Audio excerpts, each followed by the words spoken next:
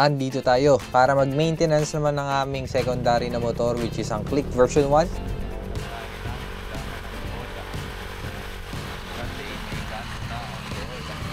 Pasensya na sa tunog, hindi ko pala nakabit yung microphone ko dito.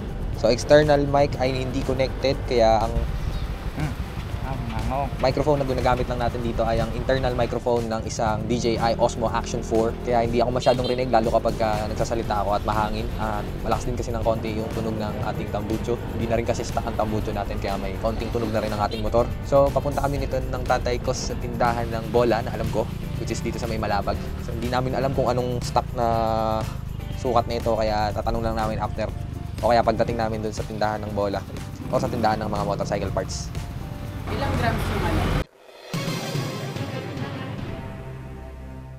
Ay, hindi ko alam eh.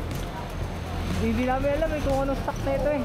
Yung stock niyan 15. 15. Pero kadalasan ginagamit 14. Ayun, teka. Ayun daw di, stock nga daw 15.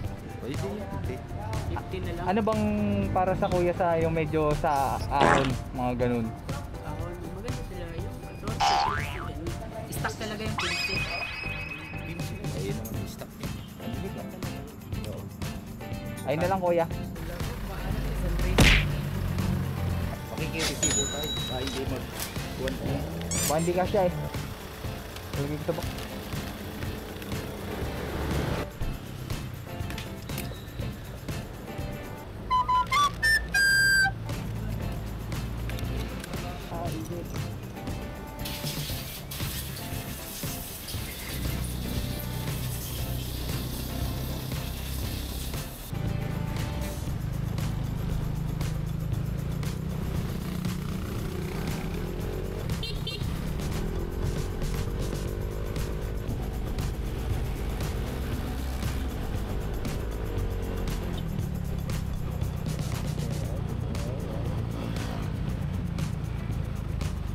At dahil hilig kami mag-DIY ng tatay ko, eto na, baklasan na to. Ngayon, ang unang babaklasin dito, itong kickstarter na itong ating motor na Honda Click. So, kasi luma itong Honda Click na to. So, ang design nito ay may kickstart. Yung mga bago kasi ngayon, yung iba, lalo dun sa mga nakikita ko, halos wala ng kickstarter. Ang kaganda kasi ng kickstart, na wala yung baterya mo, pwede mo pa mapatakbo kahit lobat na yung baterya mo. Ang isusunod na namin dyan, syempre yung air filter muna sa taas pagkatapos ng pagkatanggal ng kickstart natin, no? So, itong air filter cover na yan, kung makikita natin yan, doon sa may bandang kaliwa, ito, ano yan, dyan pumapasok yung hangin. Pagkatapos, may mga ano lang yan, screws or kaya mga Allen key or Allen screws na tatanggalin mo dyan. So, itong screw ang tatanggalin natin para dito sa air filter na to. Ito yung sinasabi ko sa Click version 1 ha. Hindi ko sigurado sa ibang mga air filter. So, ayan, lumipat kami kasi nainitan kami doon sa part na yon. Mahirap tanggalin kasi iba-iba na kasi yung air filter screw na nailagay doon kasi nga second hand naman namin to nabili. Halo-halo na. Minsan yung iba nahirapan kami tanggalin yung tornilyo. After na matanggal, ang isusunod na natin itong mga plugs naman para malinis natin syempre. So may dalawang plugs dyan. Ito luma, in-upgrade ko na yung plugs na yun eh. Kung makikita dito sa short na to. Itong short na to, nag-upgrade tayo dito ng drain plug ng mga air filter. I-check natin kung may lumalabas doon na oil or kaya tubig. Kung may lumalabas doon na oil at tubig, halimbawa napalabis ka ng change oil mo, tapos kunyari ang 800 ml lang, halimbawa 1 liter nilagay mo, doon kasi lalabas yun doon sa may air filter. Yun ang alam kong nangyayari. So next naman tayo, ang kailangan nating tanggalin dito ay cover na ng CVT. So itong cover ng CVT na yan, may 10 volts, 3 doon yung mahaba. Ano kayo sa mga nagdi-DIY, so take note nyo yung mga ganyan. Lalong-lalo to sa Click version 1 kasi yung binabaklas namin ngayon. So, dalawa kami nagtutulong ng tatay ko. Tapos, I suggest, kung meron din kayong pantanggal ng mga hexagon na ulo, mas maganda yon yung Y-wrench or T-wrench. Kasi mas mapapadali yung buhay nyo doon, lalo kung kayo magdi-DIY lagi sa motor nyo. So, ngayon, natanggalan natin yung CVT cover. Ayan. Iba naman tayong angle. Yan, ginamitan natin ng impact wrench yan, no? Yung sa part na natin, yung may clutch, yung may bell. Yan, impact wrench yan. Pati dun sa may, sa may pulley kasi wala kaming Y tool. Clockwise ay pang pahigpit at counterclockwise naman ang ating pangkaluwag. So, i-counterclockwise natin yan. Yan, umiikot siya. Kung makikita natin umiikot na yan, kailangan nating hawakan din yung yung gulong para hindi sumama. So yan, tanggalin natin. Linisin yan, yung clutch lining, kung nakikita nyo yan, check nyo rin yan syempre kung manipis na, para dyan kasi nagkakaroon ng causes ng dragging eh. So kung manipis na yan, tapos malikabok, ganun. Pag kumapit yan dun sa bell mo, dun daw nagkakaroon ng dragging. Dati, nung sobrang alikabok talaga nung CVT ko, tumatalon-talon na siya. And next, yung rear assembly, ang laman nun, yun nga yung tinanggal natin na yun ng bell, tapos yung clutch rear assembly na yun. Tapos yung front assembly, which is yung fully set by na tinatawag, doon nakalagay yung mga bola. Yun yung papalitan natin eh. Kanina yung binili ko. So yan, chinecheck namin kung may mga sira-sira yung drive face at saka itong belt. So kung pwede pa ba to, kung may mga crack-crack na ba yan, syempre kailangan mo i-check din. Syempre kung lalo kung naglo-long ride ka, mahirap yan, maputulang ka ng belt at wala kang extra belt, kaya check nyo na yan. Isinunod din namin pala ditong baklasin yung yung gear oil.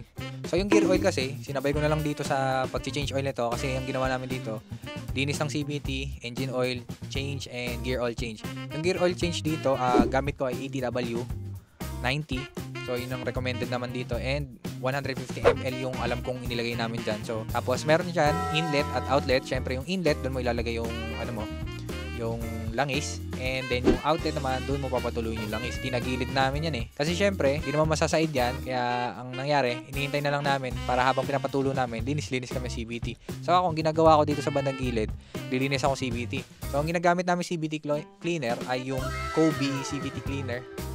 And ito, ang ginawa lang ng tatay ko is sinispray niya ng CVT cleaner yung rear assembly, and hindi na namin binaklas ng buo yung rear assembly kasi hindi naman namin kayang baklasin, wala kaming pambaklas. So may ginagamit kasing special tool dyan na pambaklas, which is ilalagay ko sa link sa baba para sa mga click 125. Ang alam ko ang size noon ay 39 or 41 millimeters. So may nabibili naman noon. And kung gusto mo talagang baklasin na yan ng todo, eh mababaklas mo yan.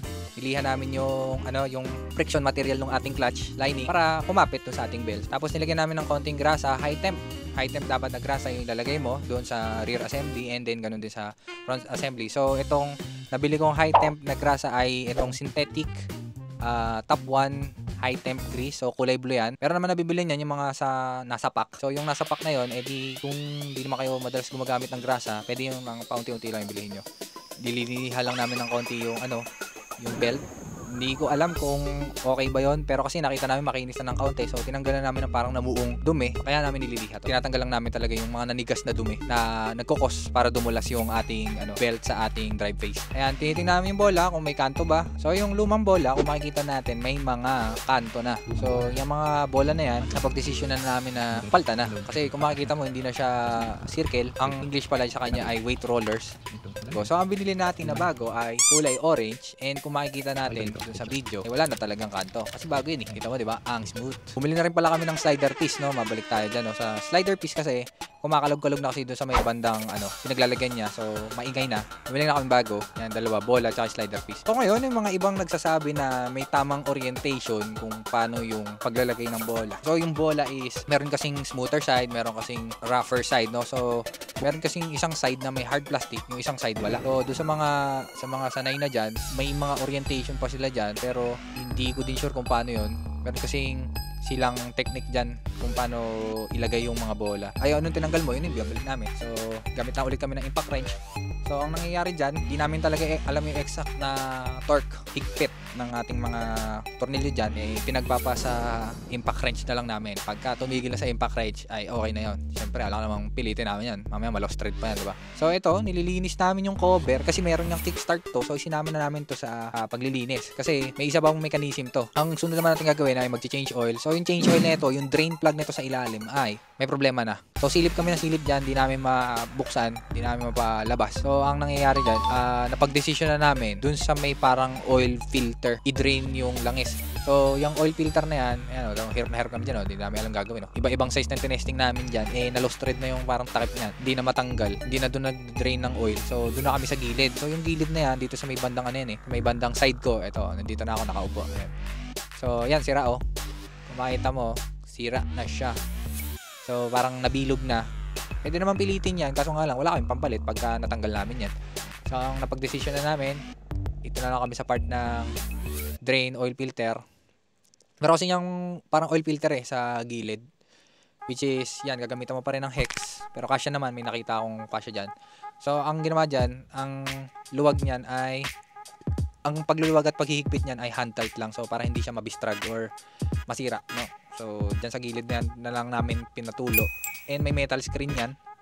Yung metal screen na yun, dun yata napupunta yung mga fragments sa inyong engine. So, i-check nyo rin yan kung bubuksan nyo yan. Kasi, Doon nagkakaproblema kapag sobrang dami doon ng engine parts, abay, concerning na yun. So, tinagilid na namin, doon na nga lang namin pinatulo. So, habang nagpapatulo, ang ginagawa namin dyan, hintay-hintay lang sa tulo. Tapos, yan, paikot-ikot. Yan, ako'y pumasok. Tapos, tinatik ni Daddy yung kickstart mechanism sa CVT at lilinisin din yan. Siyempre, pahinga muna. Ako, pumasok, pahinga. And after magpahinga, yan na, binabaklas na ulit. Baklasin, itinayo na ulit. So, ayun na, babalik na namin. Galing ha?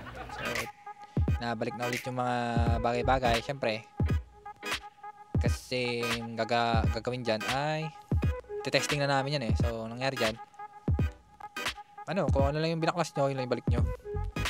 Pagka may lumabis, kabahan na kayo. Lalo sa mga nagdi-DIY no, hindi nyo kasi kabisado yan. First time yan, kakabahan kayo dyan. Ganun din kami nung una eh. Pero, so yun, kung masira, ano na yun, tugal na yun. Binaklas namin eh. So, ayan, nahanap ni Daddy. So, mas matagal mag-backlash kaysa magbalik. Tapos, ang susunod natin gagawin dyan, maglilinis na tayo ng mga bagay-bagay.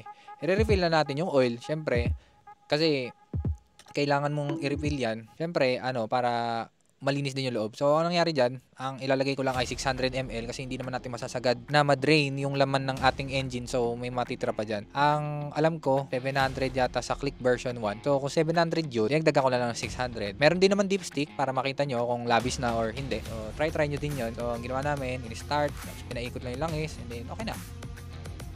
Sunod naman, kinakabit na ulit yung mga cover ng air filter. Kinabit na din yung CVT. So, yan. Maglilinis na ako niya para sabay kami natatapos ni Daddy. So, yan. Binaklas na naman namin kasi parang mapagpag kasi. So, yung naging mali namin dyan nung una, kaya nagiging mapagpag, parang hindi masyadong nakalubog yung sa part ng sa front na assembly. So, parang nakaawang pa siya. So, yun ang dapat nyo ring tandaan, no? Dapat hindi nakaawang yung sa bandang sa may shafting na nakakonekta sa engine natin. Kaya nagiging mapagpag yun. So, dapat ibaba nyo ng konti yung pagkakalubog dun sa sa bandang rear pulley para pagka in-start, yung medyo hindi siya mapagpag. So, kung mapagpag pa rin, tapos luma na yung belt nyo, I suggest, palitan nyo na yung belt nyo. And wala. Tapos na. Kung may natutunan ka sa video na ito, nagustuhan mo ang video na ito, don't forget to like, subscribe, and comment down below. Hanggang sa muli. Ride safe mga idol.